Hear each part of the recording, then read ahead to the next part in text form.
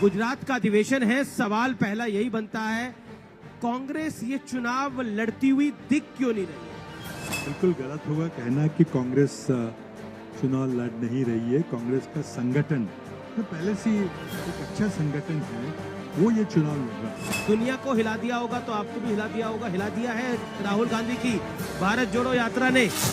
ऐसा लगता है कि मानो गुजरात की कांग्रेस यूनिट उनसे कह रही हो, जिस यात्रा पे वो चल रहे हैं।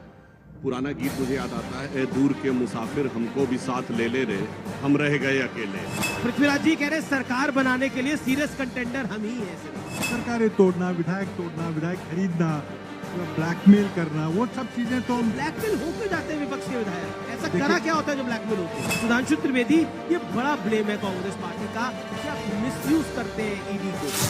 तो भाई जब हम कहीं नहीं थे तब भी आरोप आप पे थे, जब हम हैं तब भी आरोप आप पे है और आगे भी आरोप आप ही रहेंगे। जोरदार स्वागत करिए पृथ्वीराज चौहान का, फॉर्मर सीएम महाराष्ट्र के और पूर्व केंद्रीय मंत्री और कांग्रेस पार्टी के वरिष्ठ नेता और भारतीय जनता पार्टी के लोकप्रिय प्रवक्ता और राज्यसभा सांसद डॉक्टर सुधांशु त्रिवेदी का।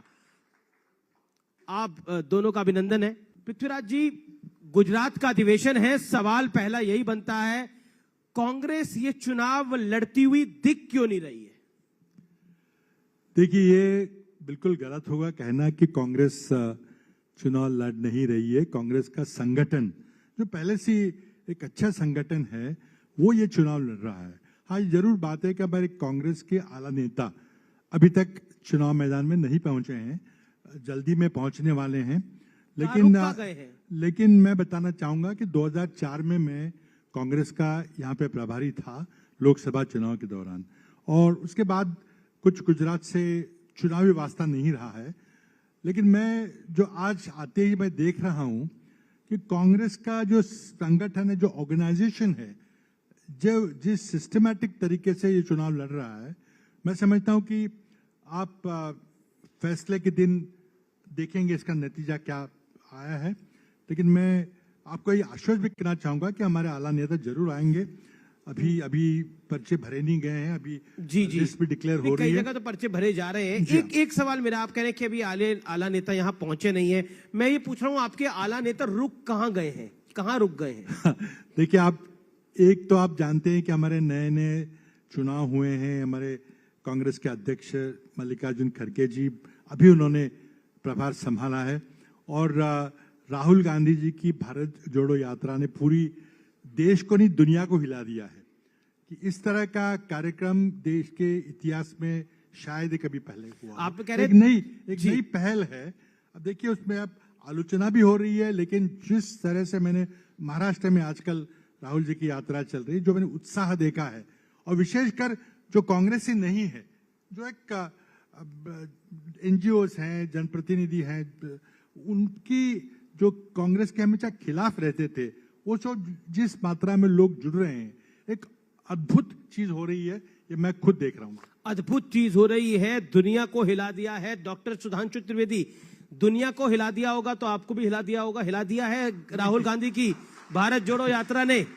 भारतीय जनता पार्टी को भी डर रही है भारतीय जनता पार्टी, राहुल आएंगे गुजरात ले जाएंगे। नहीं, आपने पूछा कि वो कब आएंगे। एक्चुअली में राहुल गांधी जी की दूरदृष्टि बहुत प्रबल है, इसलिए वो दूर से ही काम करते हैं। देखिए, अमेठी से कितनी दूरदृष्टि उन्होंने वायनाड की पकड़ ली थी, और आज ऐसा लगता है कि मानो गुजरात की कांग्रेस यूनिट उनसे कह रही हो, जिस यात्रा पे वो चल रहे हैं। पुराना गीत मुझे याद आता है, ए दूर के मुसाफिर हमको भी साथ ले ले रे, हम रह गए अकेले।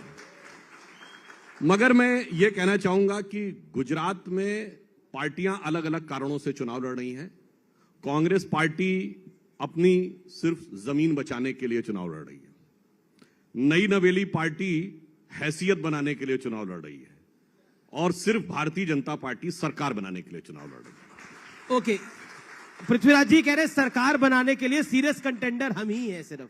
देखिए, पिछला चुनाव अगर आप देखेंगे तो एक काफी जबरदस्त मुकाबला हुआ था वो, और थोड़ा अंतर रह गया था, 77 और 99, और जो मैं समझता हूँ कि अंतर पूरा हो जाएगा। लेकिन उसमें भी 17 विधायक छोड़ के चले गए कांग्रेस पार्टी के। जी हाँ, ये तो विधायक तोड़ने का तो मुझे महाराष्ट्र की जनता से पूछे नहीं किस तरह से तोड़ी जाती है सरकारें, वो तो हमने बहुत नजदीक से देखा है। सरकारें तोड़ना, विधायक खरीदना, ब्लैकमेल करना, वो सब चीजें तो हम। ब्लैकमेल हो क्यों जाते हैं विपक्ष के विधायक? ऐसा करा क्या होता है जो ब्लैकमेल होते हैं? अब देखिए, ये देखिए, ईडी का किसी ने पता नहीं, कोई ईडी के अंगुल में ना आए तो अच्छा रहेगा, क्योंकि आप देखें किस तरह से वो बर्ताव करते हैं। अच्छे अच्छे भले भले लोग ईडी के नाम से डरते हैं। और देखिए महाराष्ट्र में क्या हो रहा है सर, मतलब पुलिस अगर कोई किसी चोर को पकड़ेगी तो बर्ताव तो बुरा ही लेकिन करेगी। अगर ठीक है, मैं बता रहा हूँ कोई ईडी का जो मनी लॉन्ड्रिंग कानून है, जी वो जी, वाजपेयी जी लाए थे, लेकिन हमारी सरकार ने उसको 2004 में लागू किया था। हमारे पूरे 10 साल में हमने 27 रेड किए थे। 8 साल में मोदी साहब के कार्यकाल में 2900 रेड हुए हैं, लोकसभा के आंकड़े हैं। लेकिन नतीजा किसी का निकला है क्या? सिर्फ रेड करो, जेल में डालो, बैठे रहने दो, 2-2 साल मिसयूज ऑफ ईडी हो रहा है। बिल्कुल, इससे ज्यादा हो ही नहीं सकता मिसयूज। लोग भी इस पे ताली मार रहे हैं। सुधांशु त्रिवेदी, ये बड़ा ब्लेम है कांग्रेस पार्टी का कि आप मिसयूज करते हैं ईडी को और बर्ताव भी बुरा करते हैं, खराब करते हैं, पार्टियां तोड़ते हैं, पार्टियां तोड़ते हैं। ये सब सुना। ओके डॉक्टर सुधांशु देखिए, त्रिवेदी, आजकल एक बड़ा विचित्र ट्रेंड आ गया है भारत की राजनीति में। विपक्षी दल आकर सार्वजनिक घोषणा करते हैं कि मेरा विधायक बिकाऊ है, टिकाऊ नहीं है, और आके बताते, मगर ये नहीं बता पाते कहां बात हुई, किससे बात हुई। वास्तविकता का कारण यह है, जो ये आरोप लगाया जाता है 2014 से पहले जब हमारी सरकार नहीं थी, वो एग्जांपल दे रहे हैं महाराष्ट्र का। नहीं, मैं उसी बिंदु पे आ रहा हूं जी। 2014 से पहले हमारी सरकार नहीं थी केंद्र में, अनेक राज्यों में हमारी सरकार थी। हमारे किस नेता पे भ्रष्टाचार का आरोप लगा? 2014 से पहले भी विपक्षी नेताओं पर भ्रष्टाचार के आरोप थे। 2G हो, CAG हो, कोयला घोटाला हो, स्पेक्ट्रम घोटाला हो, सबमरीन घोटाला हो, तब भी उन्हीं पे आरोप थे। तो भाई तब तो सरकार भी उनकी थी, तब भी जांच एजेंसियों के घेरे में थे। याद करिए, वो जो कहा था ना तोते का पिंजरा सीबीआई को, वो प्रकरण आप लोगों को याद है? कोयला घोटाले पे सुप्रीम कोर्ट ने यह कहा था कि जो हलफनामा सरकार देगी, सीबीआई देगी, वो कोई सरकारी अधिकारी को नहीं दिखाएगी। मगर जब सीबीआई को बुलाया गया तो उन्होंने कहा, प्रधानमंत्री कार्यालय ने बुला के देखा, कोयला घोटाला किसके खिलाफ था? हमारे खिलाफ या सत्ताधारी दलों के खिलाफ? तो एक्चुअली में क्या है बात, तो बाकी छोड़ दीजिए। जब भाजपा कुछ नहीं थी, याद करिए, श्री पीवी नरसिम्हा राव जी भारत के पहले प्रधानमंत्री बने, जो प्रधानमंत्री पद से हटने के बाद भ्रष्टाचार के मुकदमों में जाके उनको अदालत में खड़ा होना पड़ा।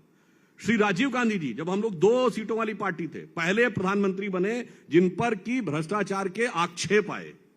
और इंदिरा जी का नागारवाला कांड और वो सब तो छोड़ दीजिए। तो भाई जब हम कहीं नहीं थे तब भी आरोप आप पे थे, जब हम हैं तब भी आरोप आप पे हैं, और आगे भी आरोप आप ही पे रहेंगे। देखिए, आरोप है, सरकार तोड़ने का आरोप है। मैंने जो बात की थी, जिस तरह से पैसे का और एजेंसियों का दुरुपयोग हो रहा है और उससे जीती हुई सरकारें गिराई जा रही है। कर्नाटक का उदाहरण देखा होगा, मध्य प्रदेश का देखा होगा, हाल ही में महाराष्ट्र में देखा होगा। क्या रेट चल रहा है महाराष्ट्र में? जीता कौन था? देखिए ना, जीता कौन था महाराष्ट्र में सर? देखिए, महाराष्ट्र में सरकार बनी थी और जीता सरकार कौन था? को तोड़ा था। आपकी बात मैंने मानी, लेकिन जीता कौन था? देखिए, एक गठबंधन था, उनके गठबंधन में आपस में टकराव हो गया, वादा खिलाफी हो गई जी। तो उनकी जो गठबंधन के पार्टनर थे उनसे पूछिए ना। लेकिन सरकार बनी थी, सरकार 2.5 साल तक चली थी। जिस तरह से तोड़ा गया, जो हमारे महाराष्ट्र में जो कहते खोखे, 50 खोखे की बात हो रही थी, ये खुलेआम बातें चल रही है। और ये सिर्फ महाराष्ट्र में नहीं हुआ है, ये अब गुजरात की जब आपने बात की कि विधायक छोड़ के गए, क्यों गए विधायक?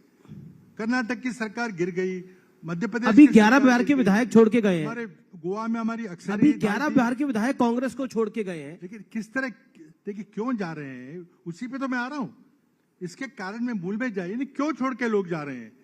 अब वहां पे शिवसेना से 50 के करीब विधायक छोड़ के गए, क्यों छोड़ के गए? जो बातें चल रही वहां पे। इस समय कांग्रेस की बात करते हैं और बीजेपी की बात कर लेते हैं। मैं सुधांशु से एक प्रतिक्रिया ले लेता हूं। सुधांशु, पैसे के बल पर, ईडी के बल पर आप सरकारें गिरा देते हैं। पृथ्वीराज चौहान जी का दर्द है महाराष्ट्र, क्योंकि महाराष्ट्र में इनका शासन था। नहीं, इनका दर्द है महाराष्ट्र, कर्नाटक, गुजरात की बात आपने देखिए, मैं कहना चाहूंगा, इतने बड़े बड़े नेता छोड़ के गए, गुलाम नबी आजाद साहब, कैप्टन अमरिंदर सिंह जी और ज्योतिरादित्य सिंधिया जी, इनके मुख्यमंत्री प्रेमा खांडू, कोलिको पुल, आपको लगता है खोखे की वजह से गए? नहीं जी, धोखे की वजह से गए।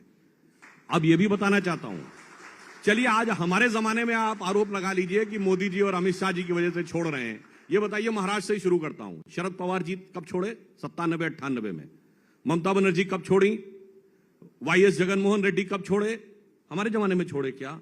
और पुराने जमाने में चले जाइए, जब तिवारी कांग्रेस, अर्जुन सिंह, अच्छा और पहले चले जाइए, जब भाजपा का अस्तित्व ही नहीं था, हम जनता पार्टी में मिले हुए थे, तब जगजीवन राम, देवराज अरस, ब्रह्मानंद रेड्डी, हम छोड़े थे क्या?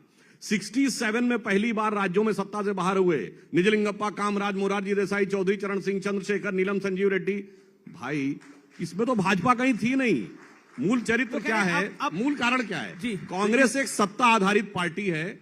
आप पिछले 70 साल का ट्रैक रिकॉर्ड उठा लीजिए, जब जब सत्ता छूटती है तब तब कांग्रेस टूटती है। देखिए कांग्रेस कह रहे हैं पार्टी, कि अब सत्ता की लोलुपता आपके लोगों में इतनी होती है, वो छोड़ जाते हैं। देखिए आपने